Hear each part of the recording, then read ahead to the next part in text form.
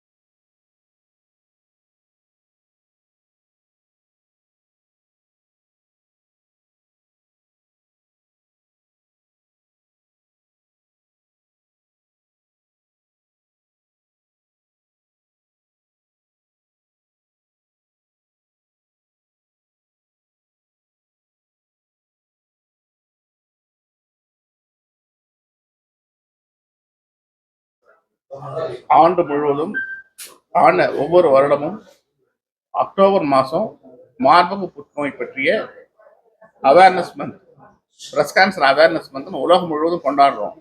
அதாவது மார்பக புற்றுநோய் பற்றிய விழிப்புணர்வு, அதாவது பிங்க் கலர்ல ரிப்பன் கட்டியிருப்பாங்க, இல்லை பிங்க் கலர்ல பேண்ட் போட்டிருப்பாங்க. இதெல்லாம் இருந்தால் அவங்க மார்பக புற்றுநோய் பற்றிய விழிப்புணர்வை மக்கள்கிட்ட ஏற்படுத்துறாங்கன்னு அர்த்தம்.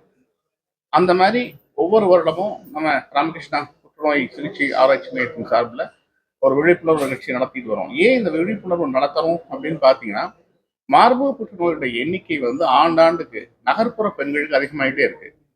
நகர்ப்புற பெண்களை தாக்குகிற முதல் புற்றுநோயாக, பெண்களை அதிகம் தாக்குகிற முதல் புற்றுநோயாக மார்பக புற்றுநோய் மாறி இருக்கு. இதுக்கான இன்சிடென்ஸ் எதுக்காக இந்த இவ்வளவு எண்ணிக்கை அதிகமாகுது அப்படின்னு பார்த்தா, பொதுவாக நம்ம சில காரணங்கள் மாற்றக்கூடியது, மாற்ற முடியாததுன்னு சொல்லுவோம். மாற்ற முடியாத காரணங்கள்னா, சின்ன வயசுல பூப்படைதல், ரொம்ப நாளாகி மெனோபாஸ் ஆகிறது, அப்புறம் மார்பக புற்றுநோய் குடும்பத்தில் யாருக்காவது இருக்கிறது, ஃபேமிலி ஹிஸ்ட்ரி. இது மாற்ற முடியாது. மாற்றக்கூடியது என்ன அப்படின்னு பார்த்தீங்கன்னா, ஒரு 30 வயசுக்கு மேலே திருமணம் பண்ணிக்கிறது, 30 வயசுக்கு மேலே முதல் குழந்தை பெற்றுக்கொள்ளுது, கருத்தடை மாத்திரை உட்கொள்ளுதல், ரெண்டாவது எக்ஸசைஸ், லேக் ஆஃப் எக்ஸசைஸ், அதிகமான கொழுப்பு உணர்வு, fat intake, alcohol intake, smoking, இதெல்லாம் தான் நமக்கு மிக நகர்ப்புற பெண்களுக்கு ஒரு முக்கியமான காரணமாக காணப்படுகிறது. ஸோ எக்ஸசைஸ் பண்ணுறது, lot of green vegetables and fruits சாப்பிட்றது, ரெண்டாவது 20 வயசுக்கு மேலே பெண்கள் மார்பக